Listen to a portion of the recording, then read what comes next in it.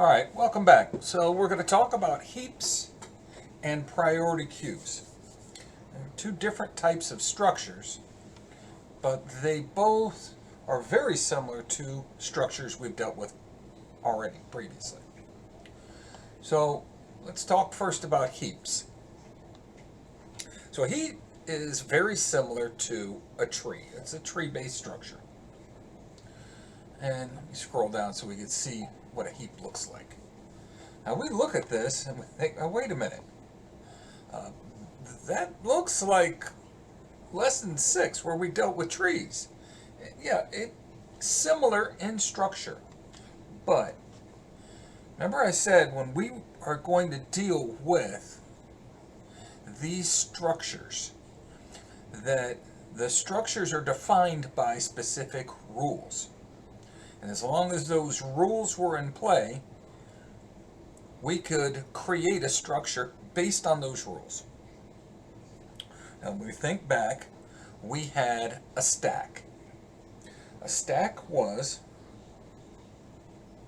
first in, last out. So I'm stacking things up on my desk. The first piece of paper in is the last one that's going to come out. Or they could say it the other way around. The last one in, the one on top, will be the first one to come out or pop off. Remember our pop method. With this, similar structure, it's a tree. And we're going to look at this much like we looked at the binary trees. Okay. So the binary trees, any node can have a maximum of 2 child nodes. So a parent can only have 2 children. Maximum. Can it have 1? Absolutely. Can it have 0? Absolutely. All right. So there's that first rule that we've dealt with already. Nodes, edges, layers or levels, parent, child, leaf, root. So the terminology is all going to be inherited from that tree structure that we knew about before. Let's look at something else. We're going to say, here's an index of, let's say 1, 2, 3, 4, 5, 6, 7, 8, 9 nodes. Okay, so we have 9 nodes. Those 9 nodes each have a value. And the value is going to go,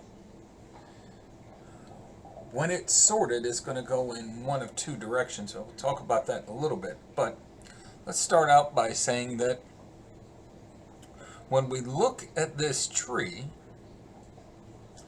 has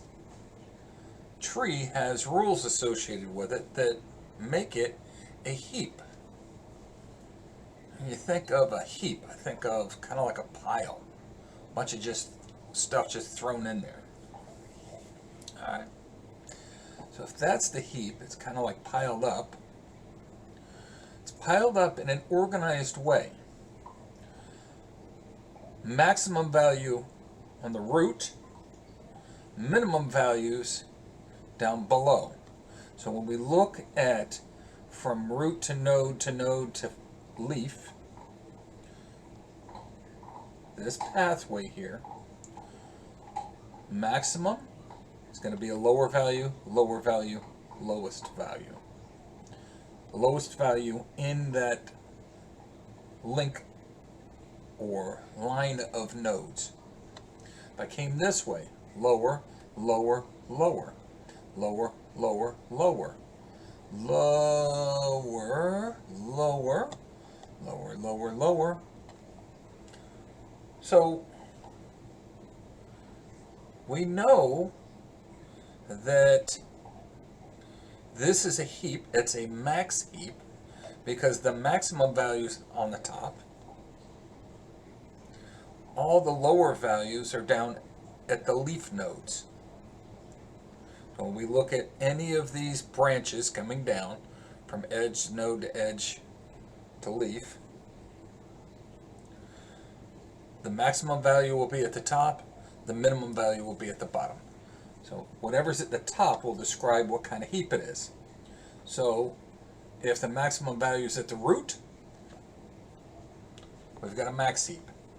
If it was the other way around and the smallest value, say 2 was here, and everything coming on down was higher than 2, well, then we would deal, we call it a min heap.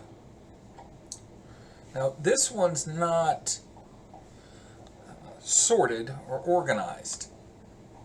It is a max heap. If it were sorted, we would see the highest, the next lowest, the next lowest, the next lowest. Remember I said 1, 2, 3, 4, 5, 6. That sequencing, if we took it and sorted that way and then populated our tree again, or our max heap again, it would be nice and clean and everything would be quite easy to access. We'd be able to minimize a search if we're going to do a search on our heap. As it stands now, it wouldn't be overly exhaustive to do a search, but we know from here it's either going to be this way or this way, but we may come down here looking for a 2, exhaust all these branches or edges, and then we've got to come down here before we finally find it.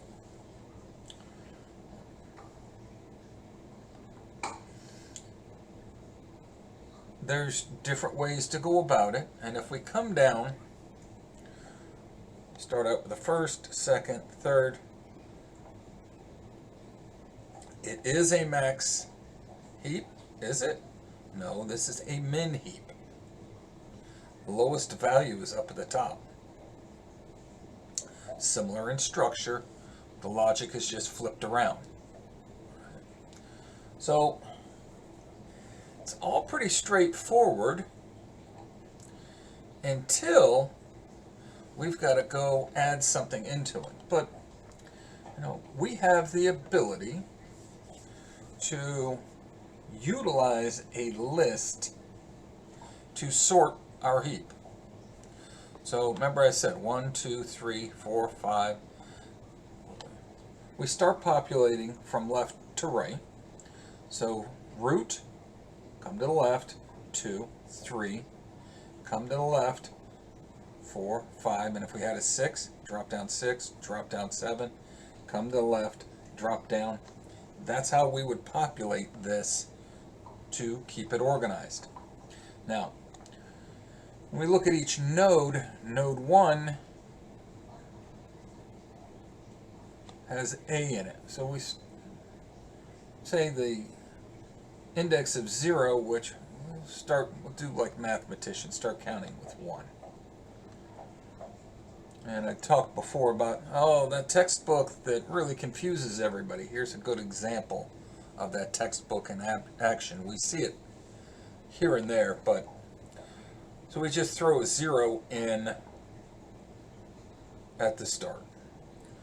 And then node 1 has a value of A, node 2, B, node 3, C, node 4, D, node 5, E. Now, if this was not sorted, I could go through and sort it and do that, but we'll come back to that in a little bit. So we've got some code on initializing a min heap. We define the list of what's in it, the size, how long that heap is. It's coming off of a list. So our data type, the foundational data type that's being used, is a list. When we look at it, it's logically in a tree structure. The reality of the fact is that it's a list. Okay. So let's say I have a min heap, and here's a min heap. The 2 isn't in there yet. So I've got this min heap. I have 6 nodes, and I'm adding a 7th node to it. I said we go to the left. So node 2, node 3, node 4, node 5, node 6. Node 7 will drop in right here because we go left to right. So if I'm going to add one in, that's where I plug it in. So now it's in there. Is it a min heap? Does it adhere to the rules? Smallest up at the root? No, it doesn't. So now we've got to go through some method of setting some kind of order here. We say, all right, that last node, 7, is it smaller or bigger than the parent node above it? If it's smaller, let's swap them. Okay? Now, let's do the same thing and work our way all the way back up as needed. So now 2 is our new node. Does it need to go up here? Is it smaller than 3? Yes, it is. All right, we'll bring the 3 down. So 2 is smaller than 5, 2 smaller than 3. This one all still stays the same. We're fine. This one now is sorted out because of those 2 swaps that we did. So now this is a legit min heap. And here's our result. We look to the rules apply. Yeah. These rules apply. Smaller values up high, bigger values down low.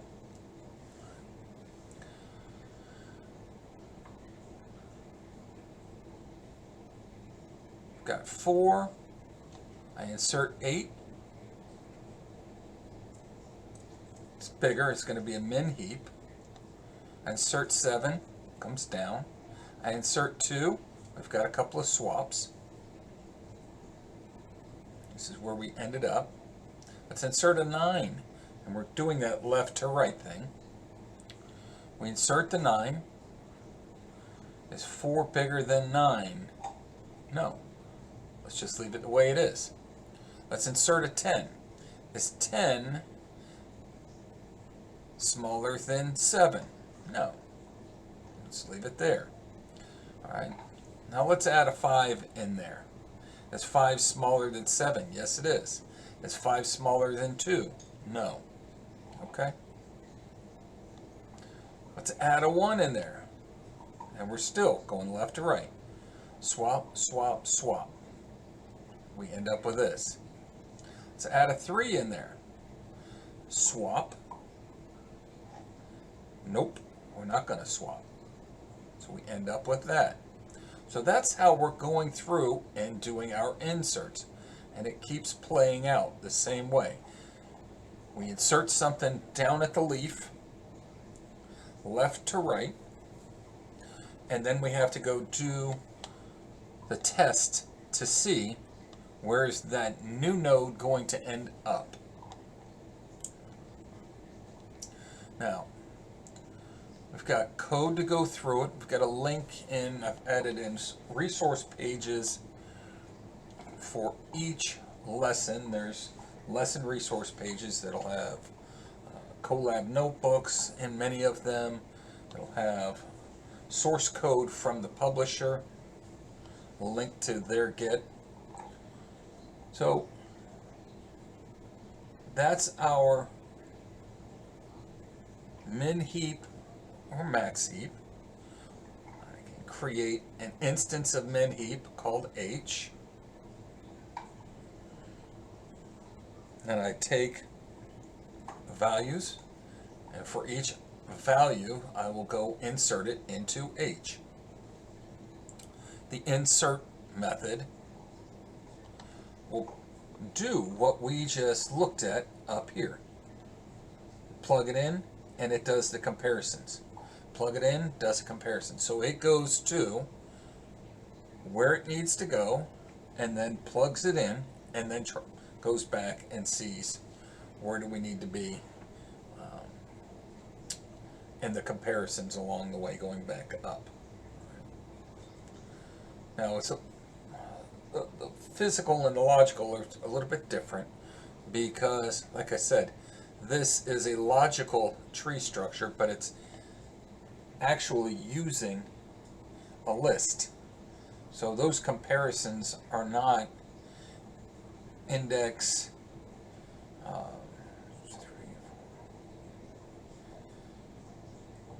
index 10 compared to index 9. No, it's index 10 compared, or actually it's, no, it is index 10 compared to index 5. 1, 2, 3, 4, 5. So they would compare those two. They did compare those two. And then they compared these, but they didn't do anything about it.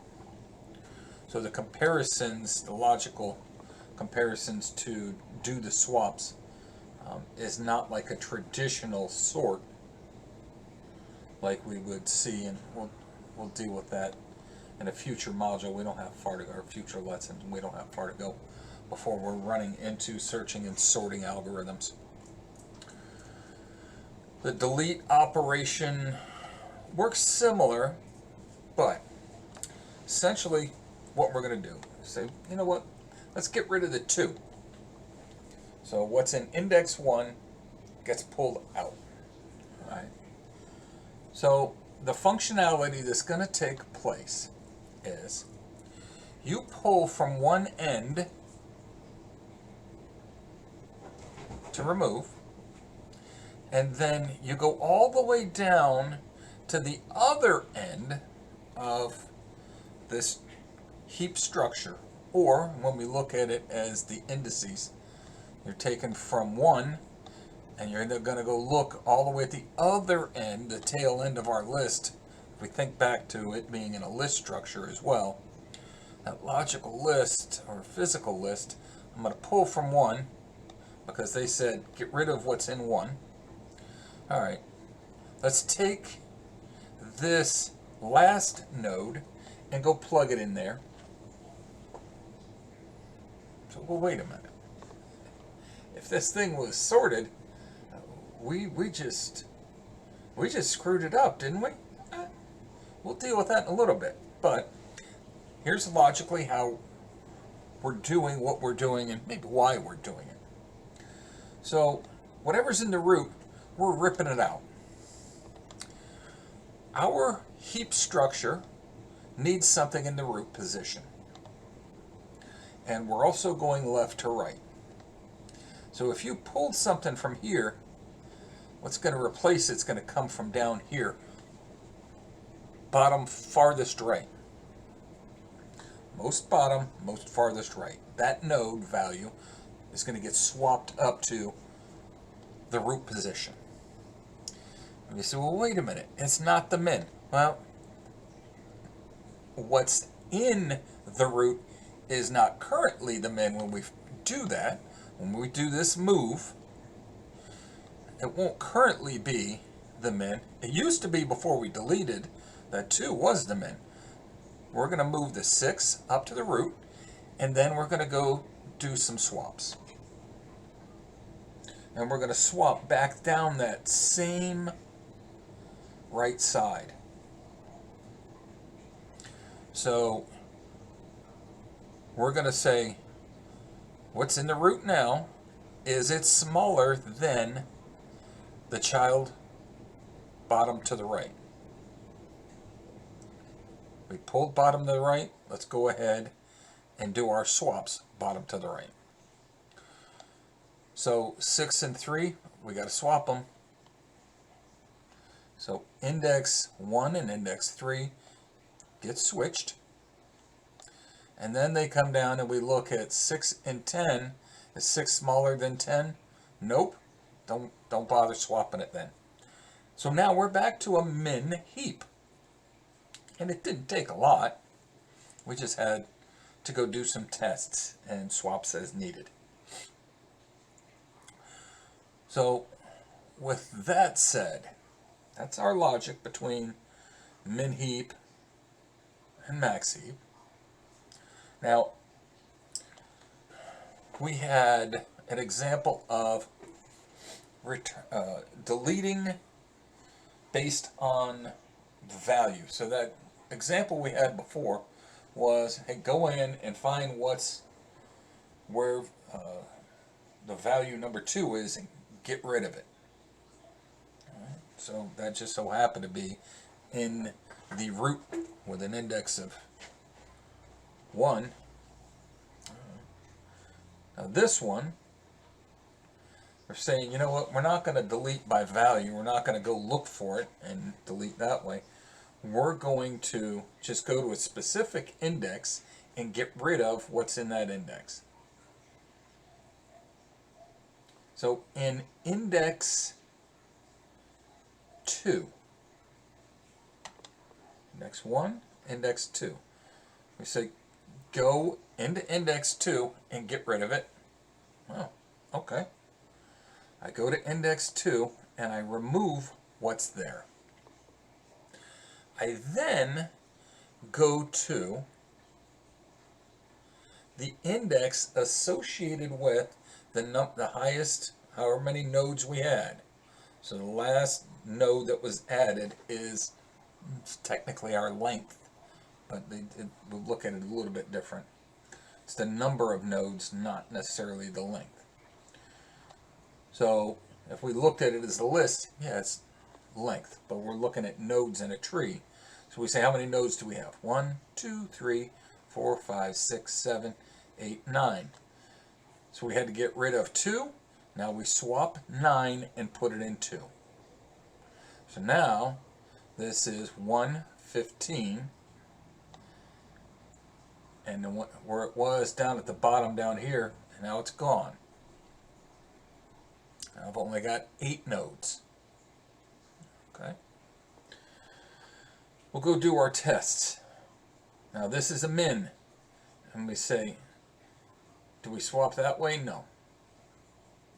Alright. Let's come down below and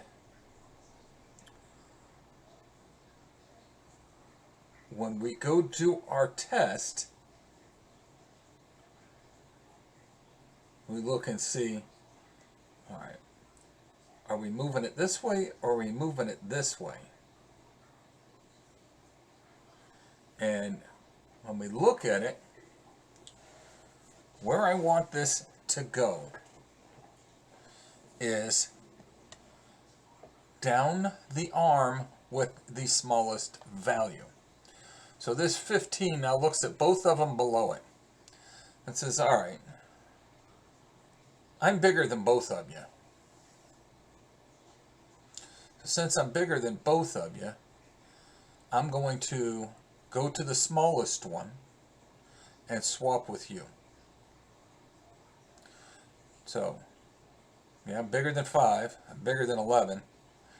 I want to swap with the smaller of the 2. So we swap the 15 and the 5. That's the logic of what's taking place. So we come down, now our 15's here, and we just test this and work our way down. Okay.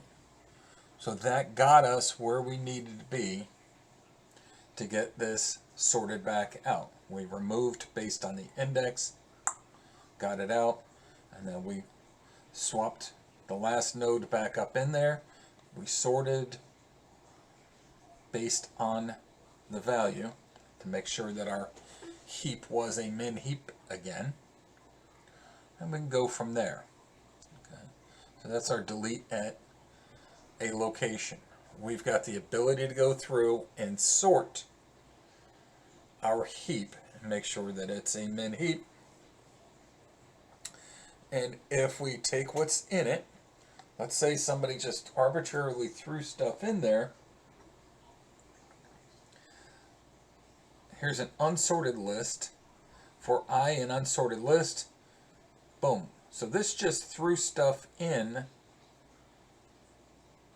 our min heap. Now, this insert method, that's part of our min heap, what it does is it goes through this logic back up here.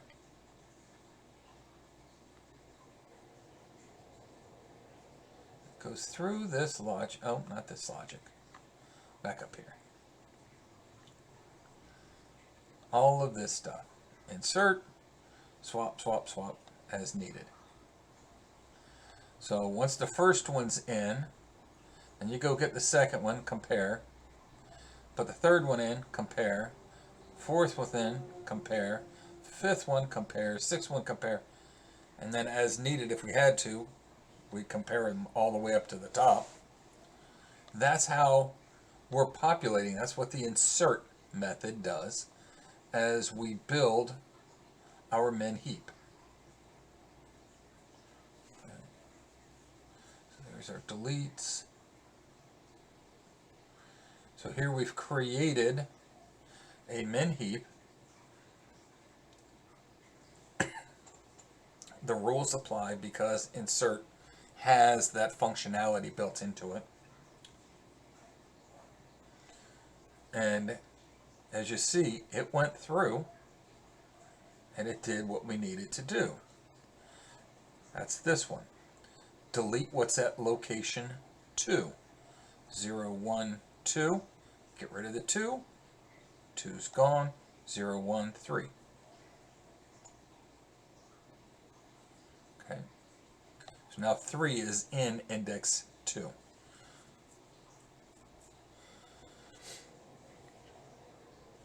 We have the ability, if we wanted to go through, and this is what we just had. It automatically, using the insert method, builds it into a min heap. And when we looked at it, well, it's there, but it's not sorted. We can come down and use a heap sort method that creates a variable called sorted list. We go through, get each item from our min heap. We populate it into our sorted list, and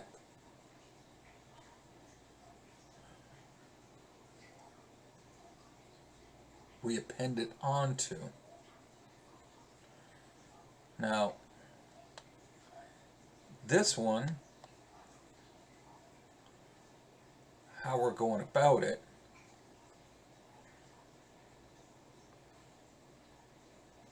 should sort.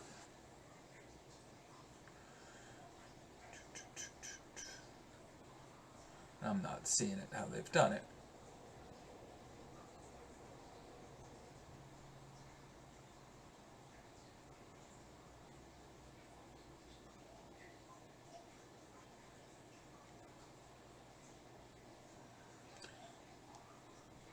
Sorted list comes in.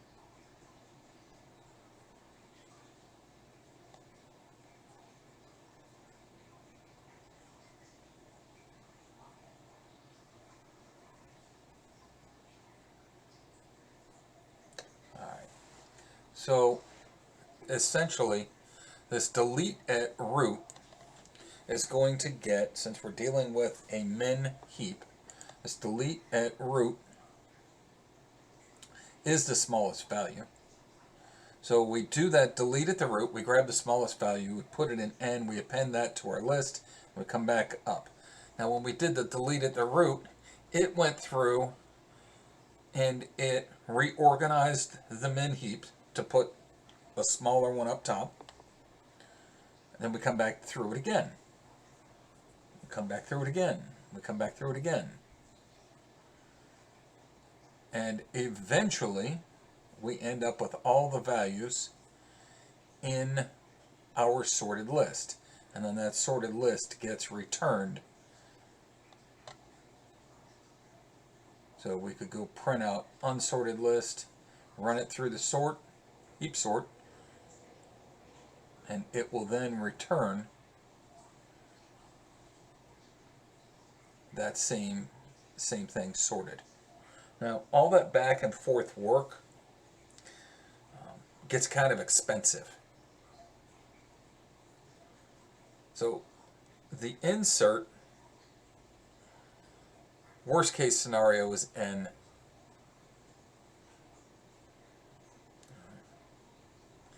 And we're always dealing with worst case scenario. The fact that we've got to go through and do a heap sort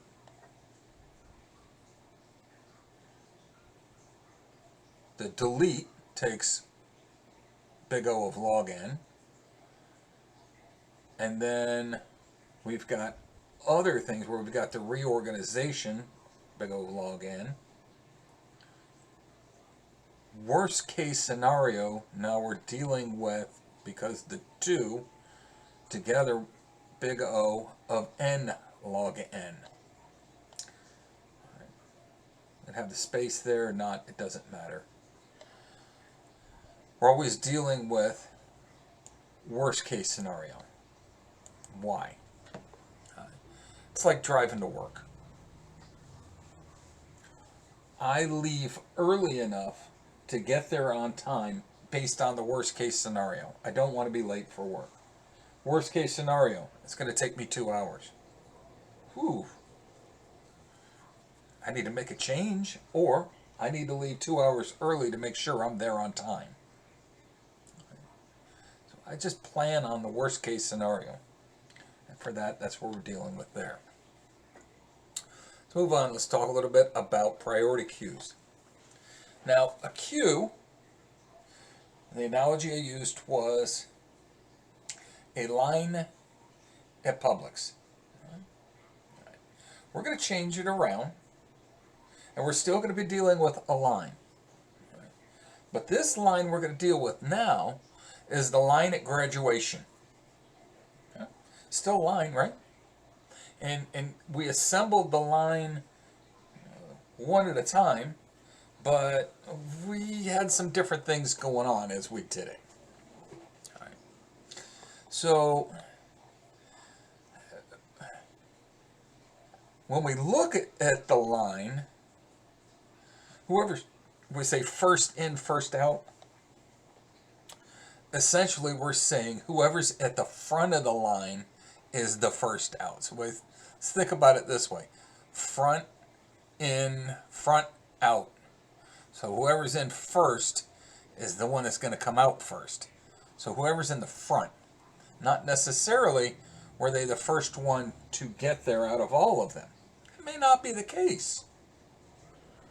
But traditionally it will be when we look at what we're about to look at. So here's our line. It's the back of the line and the front of the line.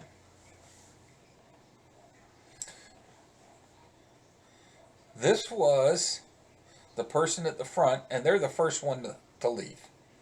So traditionally, we're not going to jump in front of whoever's at the very front. You kind of scoot. We're thinking about that analogy to the grocery store. We would scoot in front of somebody else or somebody about to move up to the front. We'd say, hey, can I jump in front of you? But it's only when it's in transition, when somebody's dequeuing, that we can slip in between. Once somebody goes up and starts their transaction, we don't go, oh, stop that transaction, I want to go in front of them. That's not going to happen. So I said we're going to do it different now because we're now talking about a priority queue. We're going to deal with this at, here's the line at graduation. But instead of these being numbers, they are names alphabetically. So we assembled the line, and we had 6 people in the line. And we start doing the commencement ceremony, the graduation. And whoever's at the front, they got their name called. They popped out. And all of a sudden, somebody comes rolling up and says, wait a minute. I go in right here. Okay, I get it. You go in right here. Yeah. E before M. Okay, yeah, you jump in here. There's a priority based on the value in the node. Okay, I get it. Who's in front of you? Well, it was 4. Who's it now? 5. 5's behind 4. Nodes, edges. Okay. So with that said, this is much like the queue that we dealt with before, but now how the line is assembled is based on the value inside, not that first in, first out like we had dealt with. Because this person got in line before this person, but now they're in front of them. Because it didn't have anything necessarily to do with your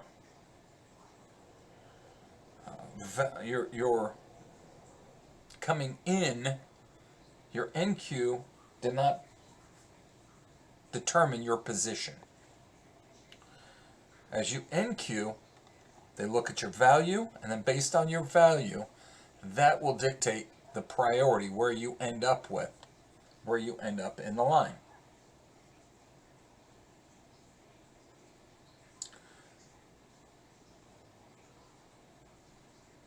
So, saying first in, first out,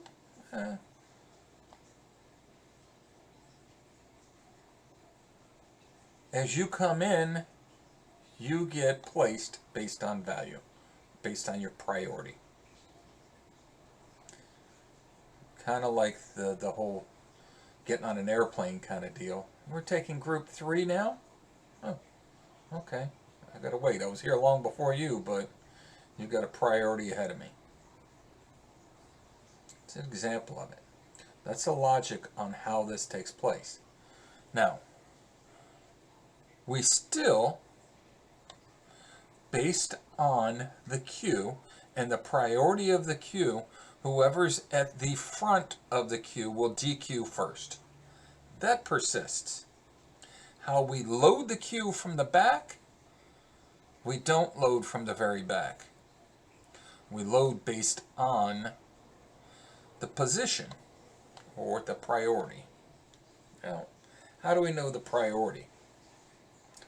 Well, what we're going to have to do is we can either start at the back and say, what's your priority? Okay, not you. What's your priority? No. What's your priority? No. What's your priority? Yeah, I jump in front of you. I just find out who was ahead of you. 4. Okay. Now 4 is ahead of me and you're behind me. And that's the logic of what's taking place here for the priority queue. Okay. Some code to go along with it. And like I said, I've got code on the other end of it, on the resources page, I mean. And we'll walk through any of this that you like in the notebook or in the code from the author. Okay? With that said, I'll see you in our next lesson. But there we're going to deal with hash tables.